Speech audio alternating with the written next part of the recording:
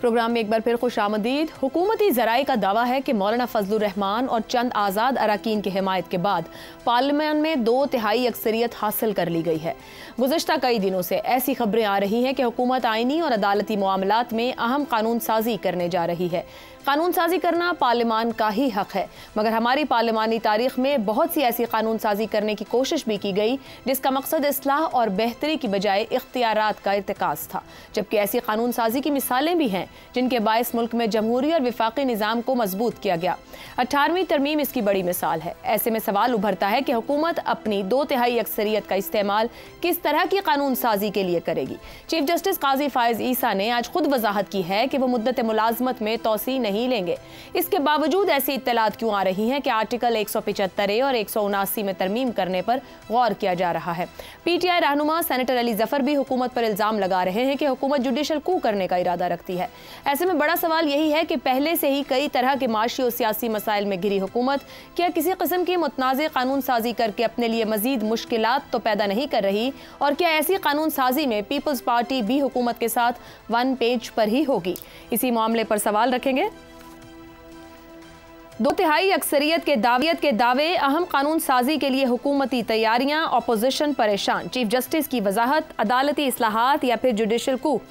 अबसार साहब इस्लामाबाद में बैठे हैं, जरा बताइएगा कि हुकूमत क्या खबरें हैं कि क्या करना चाह रही है। अपोजिशन को अपनी जगह परेशानी है, बार बार अदालत की तरफ देखा जाता है, वहां से चीफ जस्टिस साहब सोर्सेज के थ्रू भी, और आज तो उन्होंने खुद भी कह दिया, बड़ी वजाहत दी इसकी।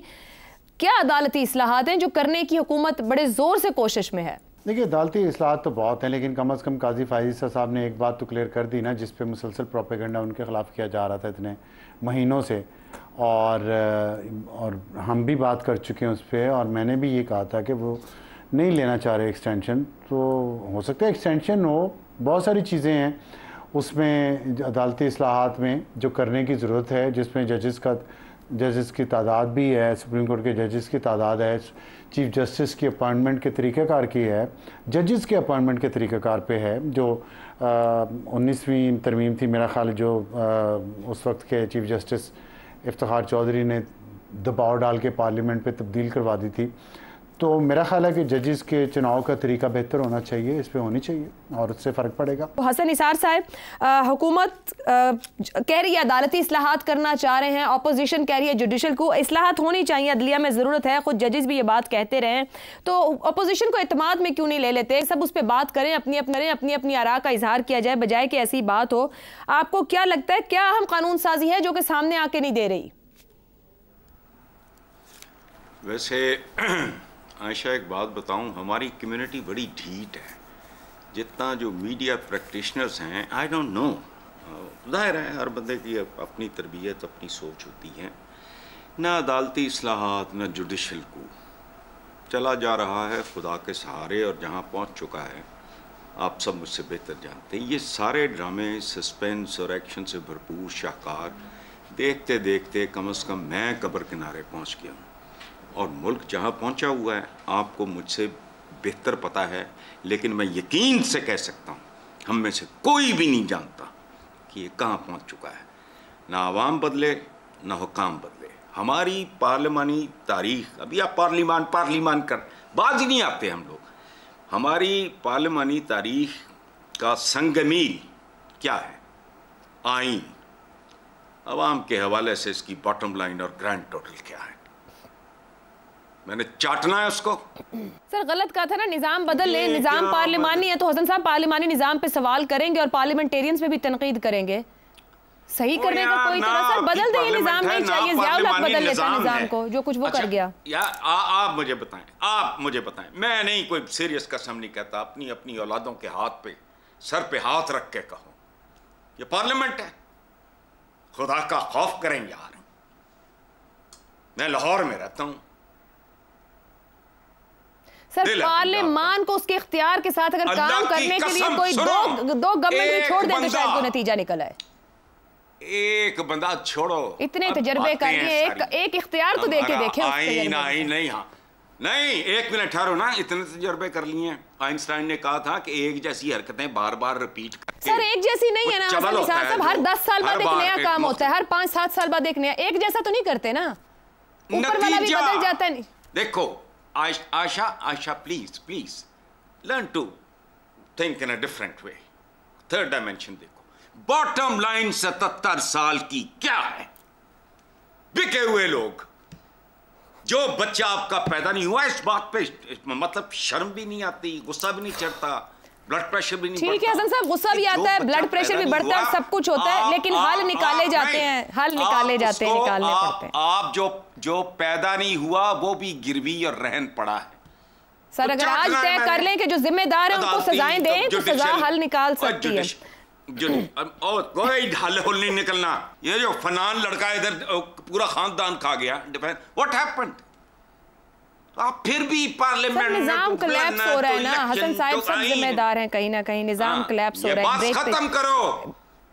25 करोड़ खत्म नहीं हो सकते, डायरेक्शन दरकार एक। जैगम साहब, अली जफर साहब जो पीटीआई के होने के बावजूद एक बड़े कानूनी दिमाग रखते हैं और माने जाते हैं, वो जुडिशल कू की बात करते हैं। अगर हम इस्लाहात की बात करें, हुकूमत कह रही है अदालती इस्लाहात और तैयार है, अपोजिशन परेशान है, सीजे आज इसकी वजाहत दे रहे हैं। आपके ख्याल में हुकूमत ने क्या छुपा रखा है जो इतनी बड़ी अदालती इस्लाहात है सामने क्यों नहीं आ रही? मेरे ख्याल में पूरे पाकिस्तान को परेशान होना चाहिए, पाकिस्तान के हर सोचने वाले फ़र्द को परेशान होना चाहिए। अदालती निज़ाम से, निज़ाम इंसाफ से इस तरह की यकतरफा खिलवाड़ जुडिशल सिस्टम में, वो कानून के ज़रिए से तब्दीली हो या आइन के ज़रिए से तब्दीली हो, यकतरफा तब्दीली एक ऐसी हुकूमत की तरफ से जिसके इलेक्शन मशकूक हैं, जिसकी साख मशकूक है, जिसका अपोजिशन के साथ एक इतना झगड़ा चल रहा है, ये एक बहुत डेंजरस काम है। मैं आपको सिर्फ एक एग्जांपल दे देता हूं। एक चीज़ है जिसको कहते हैं कोर्ट स्टफिंग या कोर्ट पैकिंग। वो क्या होती है कि आप सियासी एजेंडे के तहत फैसलों पर असरअंदाज होने के लिए या आइडियोलॉजिकल बैलेंस चेंज करने के लिए कोर्ट के नंबर्स को बदल देते हैं। इसको कहते हैं कोर्ट पैकिंग। इसकी एक आपको तारीखी मिसाल देता हूं। 1937 में फ्रैंकलिन डी रोजवेल्ट अमेरिका के सदर थे। आम सदर नहीं है, ये वो सदर है जो 4 दफा सदर मुंतखब हुआ था जी। और उसकी वजह से 22वीं तरमीम अमेरिका लाया और उसने कहा भी अब आइंदा से 2 आदमी 2 दफा ही बनेगा। एक ऐसा सदर। ग्रेट डिप्रेशन है, अमेरिका अपनी तमाम तारीख के बदतरीन, पूरी हिस्ट्री के बदतरीन माली बहरान से गुजर रहा था और ये सदर उसको बेहतर करने के लिए रिफॉर्म लाया था जिसको नाम दिया था न्यू डील का। और उस न्यू डील को अदालत मान नहीं रही थी, उसमें चेंजेस कर रही थी, बहुत फ्रस्ट्रेटेड था। तो उसने मंसूबा बनाया कि सुप्रीम कोर्ट जो अमेरिका की है उसके नंबर्स जो हैं जजेस के 9 से 15 कर देते हैं ताकि ये मसला हल हो जाए। सही। उसकी अपनी पार्टी उसके खिलाफ खड़ी हो गई, डेमोक्रेट था वो। मुखालिफ पार्टी रिपब्लिकन तो अलग, डेमोक्रेट खड़े हो गए। उसने कहा तुम्हारी हिम्मत कैसी हुई, तुम कोर्ट पैकिंग करना चाहते हो, कोर्ट के फैसलों पर असरअंदाज होने के लिए तुम कोर्ट की तादाद बदलना चाहते हो। आज पाकिस्तान में कोई ये आवाज लगाने वाला भी नहीं है, यही कुछ हो रहा है। कोर्ट पैकिंग तो जो कुछ ये करना चाहते हैं उनमें सबसे मासूमाना चीज जो ये कर रहे हैं वो कोर्ट पैकिंग है। जैगम साहब, हमारे कितने आपके ख्याल में अंदाज़न कितने पार्लियामेंटेरियन हर बिल को देखते होंगे या नजर डालते होंगे जब वो आता होगा, हाथ उठाने से पहले या हाँ कहने? अगर वो नहीं भी देखते, पहली बात है उनको तो देखनी चाहिए, लेकिन जो ये करने लगे हैं उनको तो सोचना चाहिए ना, उनको तो कॉन्सिक्वेंसेस मालूम होने चाहिए ना, उनको तो कुछ रिसर्च करनी चाहिए ना, उनको तो मालूम होना चाहिए कि इतनी बड़ी तब्दीलियां जो रूल्स ऑफ द गेम के बारे में है, जो निज़ाम इंसाफ के बारे में, उसके बाद निज़ाम इंसाफ की अगर कोई थोड़ी सी साख बची है तो वो नहीं बचेगी। और ऐसे माहौल में जब पहले इतने इख्तलाफात हैं, इतने झगड़े हैं, इतने कॉन्फ्लिक्ट हैं, आप निज़ाम इंसाफ को मजीद मशकूक बना देंगे तो क्या बनेगा मुल्क? दुरुस्त वैलिड हक को इस्तेमाल करें मगर जिम्मेदारी के साथ। शहजाद साहब, आज तो चीफ जस्टिस साहब की जानिब से भी वजाहत की गई कि मुद्दत मुलाजमत में तोसी की जो अफवाहें उन पर उन्होंने बात की। आप क्या समझ रहे हैं कि हुकूमत जो ला रही है कवानीन अदालती इस्लाहात है, जो अपोजिशन पॉइंट ऑफ व्यू रख रही है जुडिशल को है? देखिए, एक तो चीफ जस्टिस साहब ने अपने आप को इस गंद से अलहदा कर लिया। वो जो गंद चल रहा है हमारे इर्द गिर्द, उससे वो दूर होना चाहते हैं और बिल्कुल ठीक किया उन्होंने, बहुत अच्छे तरीके से किया। लेकिन जहाँ पे ढिटाई, बदलिहाजी और मुनाफिकत का माहौल हो, वहाँ पर सियासत भी ऐसी हुआ करती है बदकिस्मती से। और ये जो सियासी अमल है, इसके अंदर आप कह रहे हो कि इस्लाहात का मतलब क्या होता है? Restructuring and reform. रिफॉर्म नहीं है, रीस्ट्रक्चरिंग जरूर है। और उसका मकसद जैगम साहब ने बड़ा वाज़ेह तौर पे बता दिया कि रिस्ट्रक्चर क्यों किया जा रहा है। ये अजीब अमेरिका है कि अब 35 करोड़ पे बैठा है, पहले 25 करोड़ थे, 25 करोड़ थे तो फिर भी 9 सुप्रीम कोर्ट के जज थे, 35 करोड़ हो गए तो आज भी 9 सुप्रीम कोर्ट के जज हैं। ये अजीब तरीका है कि अच्छा जी हमारी चूंकि तादाद बढ़ गई है, हमारी पॉपुलेशन बढ़ गई है, इसलिए हमें ज्यादा जज चाहिए। ये कहां की अकल और दानिश है भाई? ये कौन बता रहा है इन लोगों को?